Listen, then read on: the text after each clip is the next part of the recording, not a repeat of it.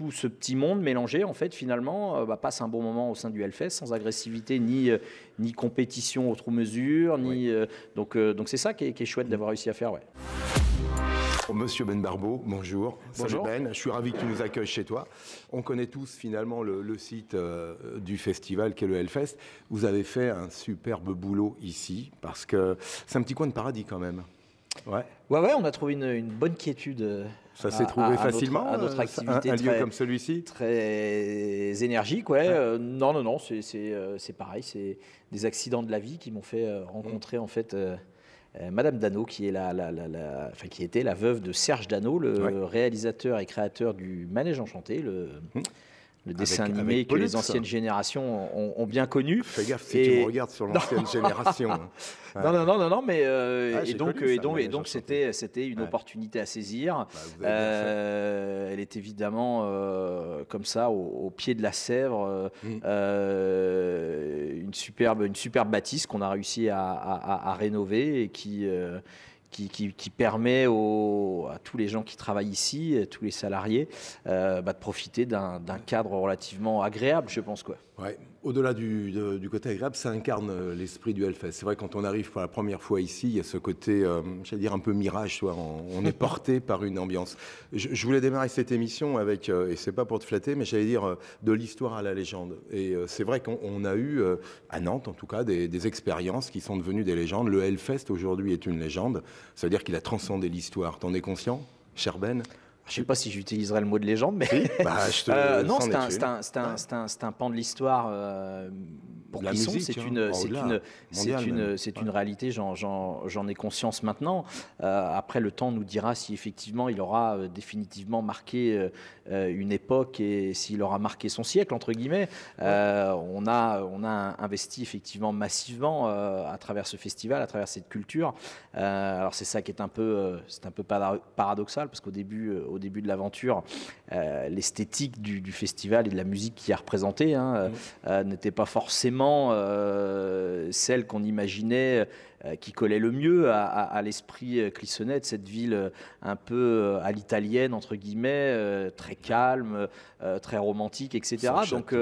Donc maintenant, après plus de 17 ans d'activité sur Clisson, effectivement, qu'il y a un impact qui est fort, qu'on ressent. Voilà, c'est les générations futures, en fait, finalement, qui nous diront, on sera certainement plus là pour le voir, si l'impact est toujours présent. Mais j'ai bien conscience, évidemment, que cet événement musical, que ce spectacle a dépassé les simples frontières de l'événementiel et est devenu quelque chose d'important pour l'histoire de la ville et peut-être aussi pour le département et la région. Et la France, et plus largement. C'est vrai que ceux qui viennent là, qui déambulent, on reviendra en tout cas sur l'esprit, mais en tout cas sur la forme. Ce qu'il y a d'agréable au Hellfest, c'est qu'on va retrouver des minots qui ont 7-8 ans. Ils ont les bouchons, bien évidemment. Il y a papa, il y a maman, il peut y avoir papy, mamie. On n'a jamais tant, j'allais dire, démocratisé un courant musical qui finalement a une affiche souvent un petit peu... diabolique, vais-je dire.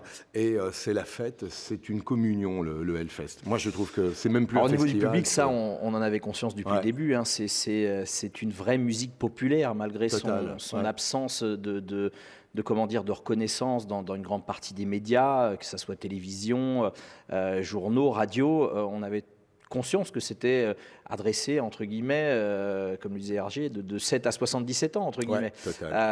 Donc évidemment, avec plusieurs générations qui n'écoutent pas forcément les mêmes artistes, mais tous sont liés par une histoire, et donc c'est un public extrêmement fétichiste, extrêmement voué à cette passion que sont les musiques extrêmes au sens large du terme. Donc non, c'est agréable en plus d'avoir su créer un événement qui effectivement peut avoir une image un petit peu agressive, un petit peu provocatrice, et qui finalement, au fur et à mesure des années de travail, a permis à certaines personnes, à de nombreuses personnes qui ne connaissaient pas ou qui avaient énormément de préjugés sur sur cette esthétique musicale, de se rendre compte que finalement il s'agissait d'un événement extrêmement populaire, extrêmement familier, et tout s'y passait bien, sans agressivité.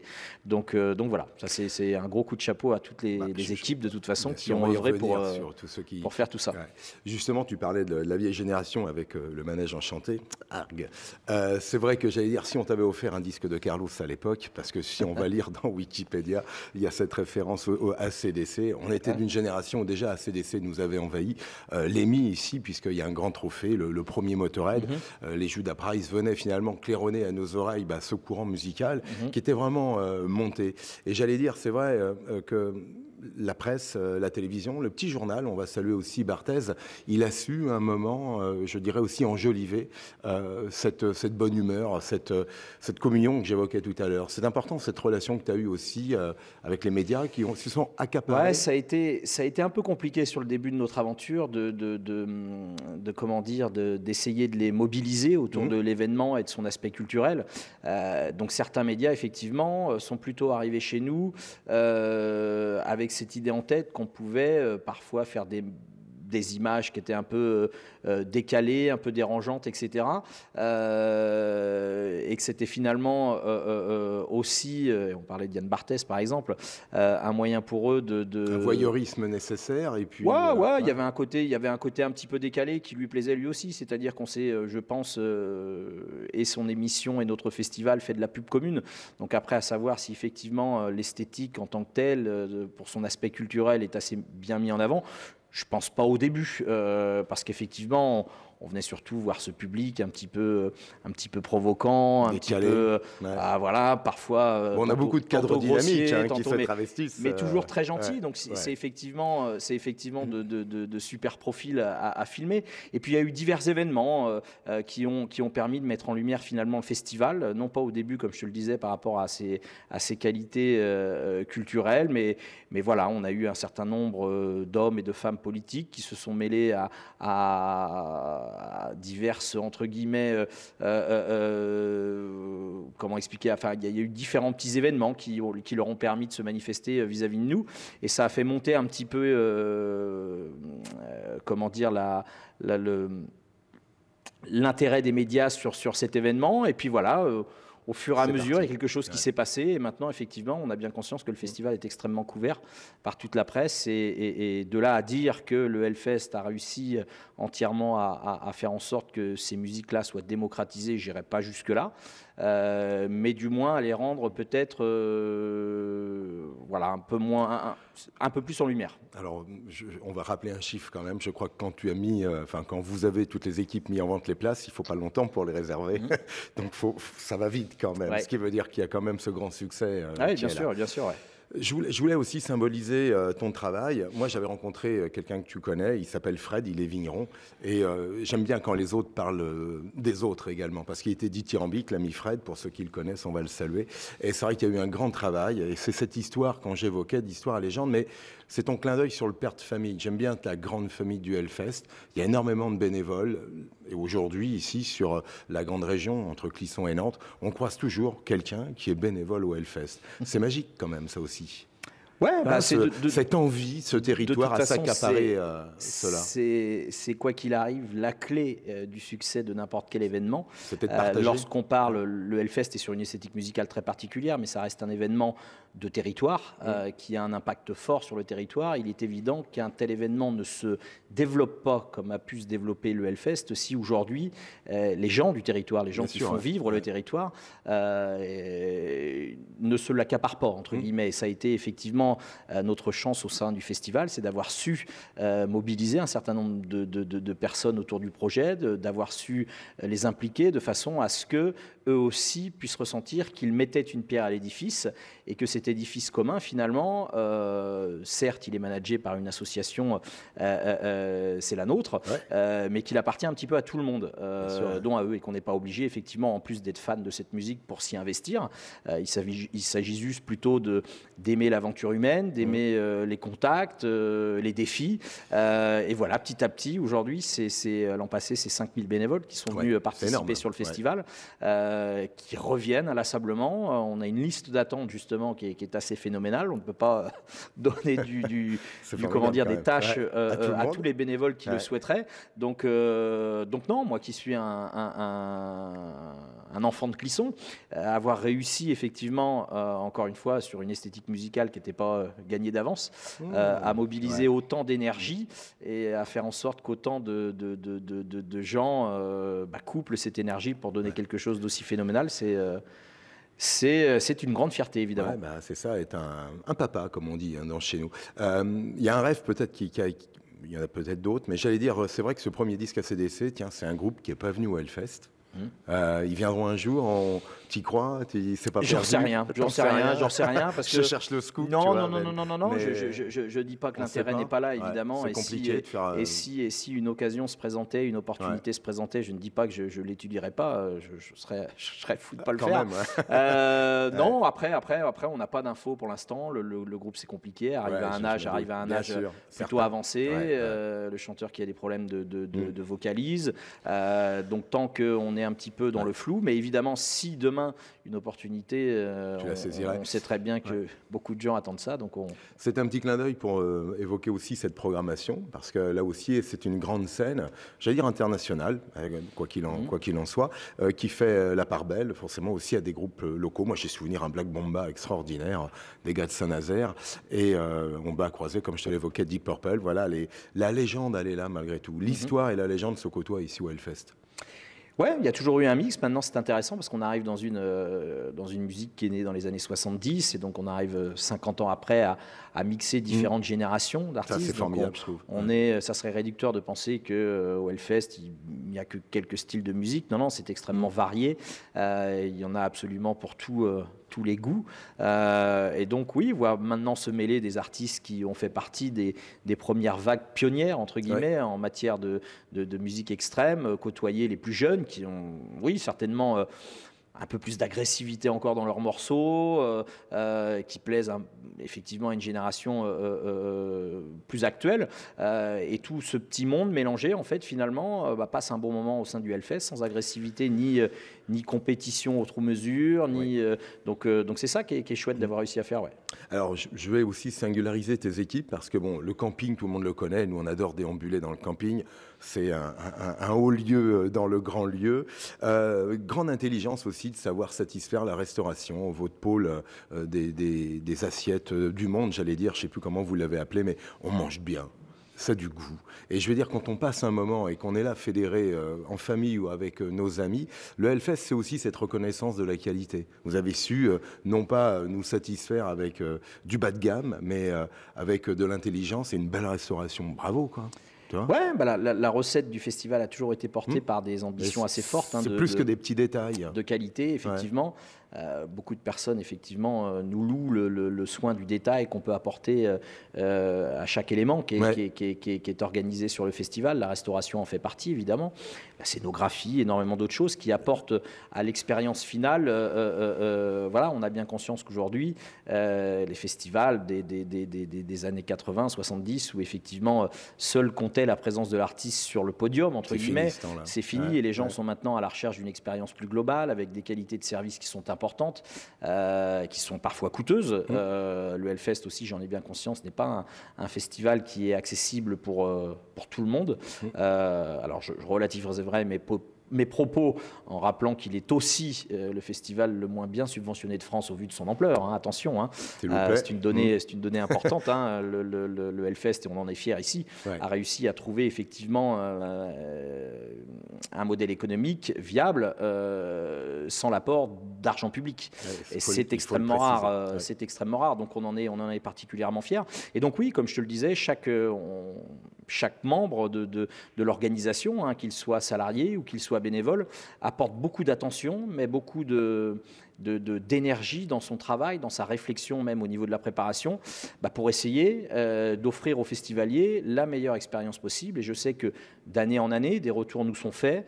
On y est extrêmement vigilant et on essaye chaque année, dans la mesure de ce qu'on peut réaliser, d'y répondre pour apporter toujours un peu plus. Bon, en tout cas, c'est une réussite de chaque année, bien évidemment. Clin d'œil aussi sur les dernières. C'est vrai que faire un coup double, c'était un grand pari, un pari super réussi. Tout le monde s'est battu. C'était là aussi quelque chose de lourd à organiser parce que c'est finalement 2 Hellfest en une année. C'est vrai qu'il y avait l'impact Covid, il fallait aussi réagir. Mais au-delà finalement d'une raison qu'elle puisse être économique, il y avait forcément cette programmation artistique et mobiliser tout le monde. Double coup de chapeau. Bah ouais, c'était effectivement un gros défi, vraiment un gros défi pour l'ensemble des équipes. On allait vraiment dans l'inconnu puisque on parlait de la gestion humaine tout à l'heure et c'est effectivement là-dessus qu'on avait les plus grosses craintes, enfin pas des craintes véritablement, mais on avait un certain nombre d'inquiétudes parce que effectivement tenir le rythme d'une double édition 2 week-ends coup sur coup, effectivement on avait cette petite crainte et finalement l'ensemble des gens qui ont travaillé et qui ont œuvré à la bonne organisation du festival ont été absolument exemplaires dans la façon dont ils ont accompagné l'événement durant ces quelques 10 jours de festivités. Donc, surtout, gros coup de chapeau à eux. Et comme tu le disais, malgré tout, effectivement, cette double édition était devenue une nécessité pour nous suite aux 2 années de Covid qui avaient obligé le festival à ne pas se produire en 2020 et 2021. Donc, on avait quand même des enjeux financiers qui étaient là aussi importants. La presse, donc, cette double édition a finalement répondu à toutes nos attentes, permettent à l'association d'être plus serein également sur les futures années, puisque de gros projets sont en cours, entre guillemets.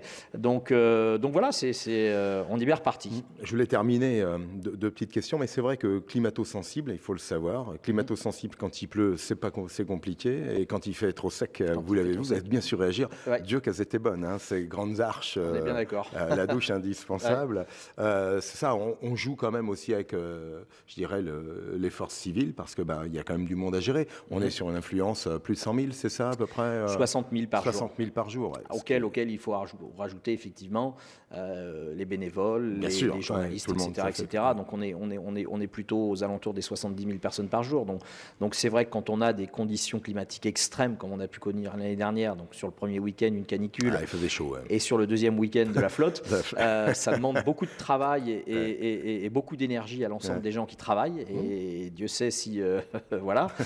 Donc quand je disais tout à l'heure un grand coup de chapeau aux équipes, c'est vraiment aussi pas une vraie surprise, mais voilà quoi, parce qu'il y avait des conditions qui auraient pu permettre effectivement à un certain nombre de peut-être de vouloir abandonner ou lâcher ou de faillir. Et ça aurait pu légitimement se comprendre au vu des conditions. Et non, l'ensemble des gens sont restés vraiment concentrés et tout, donc vraiment chapeau. Alors je voulais féliciter parce que je sais, alors je sais pas si c'est ton épouse, sa compagne, mais c'est elle qui a imaginé l'architecture ici. Qui est architecte d'intérieur, qui a travaillé avec un certain nombre de scénographes et de plasticiens pour réaliser on va la féliciter, féliciter les équipes aussi. On est très sensibles, nous, on a cette chance-là avec le Hellfest, et effectivement on officie dans une esthétique musicale qui est très codifiée et qui permet effectivement en termes de scénographie, beaucoup d'imagination. Donc ça, c'est vachement intéressant. Ça nous permet de réaliser énormément de choses sur le festival qui permettent aux gens de rêver. Donc on continue dans ce système-là et on va jusque même dans nos propres bureaux. Voilà. Je voulais terminer avec une question plutôt personnelle, parce que comme je te disais, c'était l'enfant qui est arrivé, l'ado, bien évidemment. Moi, je pense que tu es devenu un père de famille. On l'a évoqué, allégant de cette famille. Tu en as la responsabilité et tu prends soin de tout le monde. Donc ça, c'est important. C'est le rapport à la personne. Ceux qui te connaissent, on va voir, le tatouage fait partie là aussi de ta vie. En tout cas, pour ceux que tu souhaites nous montrer. Il y a un rapport à quoi? À l'ethnique, il y a un rapport à... Mes tatouages personnels? Ouais. Non, c'est le plaisir des moments de... Non, je sais que beaucoup ont cette culture du tatouage à travers des événements marquants ou des symboles, des symboliques marquantes, etc. Moi, pas du tout. C'était plutôt un aspect de l'ordre esthétique. Donc, par contre, mes goûts ont évolué au fur et à mesure des tatouages plus ou moins récents que j'ai pu avoir. Donc, évidemment, ceux que j'ai faits lorsque j'avais 18 ans ne sont pas forcément artistiquement ceux que je préfère aujourd'hui. Mais Mais c'est normal, c'est l'évolution et ça fait partie de l'histoire. Ouais. Et puis tous les tatoués diront qu'au bout d'un moment, on les regarde même plus. Donc, Bon, s'il fallait, je te remercie de ce temps que tu nous consacres parce que bon, la 2023 va arriver à grands pas. On est à quoi, moins 100 jours, 100 jours. Voilà. On est, voilà. Le compte à rebours démarre là. Ça va être finalement, il faut coacher, encadrer l'ensemble des équipes. Ouais. Quelques superlatifs parce qu'on l'évoquait, 4000, 5000 bénévoles, c'est ça? Ouais, il y en aura un chouïa moins cette année parce qu'il n'y a qu'une seule édition. Mais équipe technique, un gros millier là encore? Ouais, à peu près, ouais. Hein, c'est quand même assez impressionnant. Le personnel de sécurité et tout. Donc non, ça fait beaucoup de monde à gérer. Mais après, voilà, encore une fois, tout ça maintenant est encadré par une équipe ici de gens extrêmement professionnels, extrêmement impliqués. Et puis par voilà, ces milliers de bénévoles qui sont sans limite dans leur envie de donner de l'énergie à cet événement. Donc je suis très serein et très confiant. Alors l'enfant de 18 ans au futur Ben de 50 ans, ça va arriver. Hein. Rassure-toi, le manège enchanté, tu seras montré du doigt aussi. J'en ai 42. Mais ça va venir vite, tu vas voir. Ça va venir vite. Il y a ce pont commun avec finalement l'esprit nantais, on va dire l'esprit machine. Il y a un projet à 2 ans. Là aussi, il fallait créer ce cordon ombilical, montrer que j'avais envie, moi je suis un homme de projet, donc évidemment que la réussite du festival est une grande fierté, mais j'aime effectivement à penser qu'il y a toujours de nouvelles portes qui sont potentiellement, où on est potentiellement dans la capacité d'ouvrir, donc voilà, il y avait cette idée d'ancrer, on en parlait en début d'entretien, cette idée d'ancrer le festival encore un peu plus sur le territoire avec un projet touristique un peu plus important. Alors, je sais que certains vont crier à la Disneylandisation du Hellfest. Voilà, je crier dans ce cas. C'est aussi une façon de redonner. Hein, je le rappelle encore, le Hellfest est organisé par une association de loi 1901. Donc la particularité, c'est qu'il n'y a pas de distribution de dividendes chez nous. Aujourd'hui, les gains qui sont générés par l'activité du festival sont chaque année réinvestis dans divers projets. Donc c'est vrai qu'on s'est essentiellement les dernières années axé sur l'aménagement du site, de façon à avoir un site qui soit toujours de plus en plus agréable pour les festivaliers. Et maintenant, j'ai ressenti l'envie, peut-être effectivement, d'aller un peu plus loin sur des types de projets qui dépassent un peu finalement notre métier actuel, qui est d'être producteur de spectacles, et de redonner un petit peu au territoire ce qu'ils m'ont permis d'acquérir, entre guillemets. Hein. Il faut savoir qu'Hellfest, ça a quand même un impact très important pour les habitants de la ville. Et donc voilà, donc il y a des très très beaux projets avec les Machines de Lille, effectivement, sur le site du Hellfest, qui est devenu maintenant un parc que les gens du territoire aiment beaucoup visiter. Donc voilà, et puis pour moi et pour les équipes, c'est un nouveau projet aussi qui fait sens et qui va donner toujours un peu de peps dans tout ça. Ouais, au-delà du peps, j'allais dire, c'est un délice parce que c'est vrai que quand on vit un voyage, et c'est un voyage en tout cas le Hellfest, on aime bien pouvoir y retourner tranquillement à d'autres lieux et à d'autres moments, entre guillemets, de son espace de vie. Donc, bien heureux que tu sois homme de projet. J'allais dire, et je termine avec cela, c'est vrai qu'on connaît tous ceci. Je me suis posé la question, si tu savais d'où venait l'histoire, qu'on ne va pas la faire nous, mais baisser sa culotte, se taper sur la fesse, ça vient d'où ça finalement? De Yann Barthès? Je sais pas. J'en ai aucune idée. Toi aussi? Bon, on va lancer un appel forcément à l'historien de la musique. Moi non plus, je ne sais pas d'où ça vient. Non, mais le côté franchouillard, on le retrouve effectivement dans les fans de cette musique-là. L'aspect très festif, très dévergondé sur le Hellfest. Le Hellfest est un espace de liberté, que ça soit pour les hommes, pour les femmes aussi, où le jugement a un peu moins sa place que dans la société civile classique. Et donc, on se permet certainement un peu plus de provocation qu'à l'accoutumée.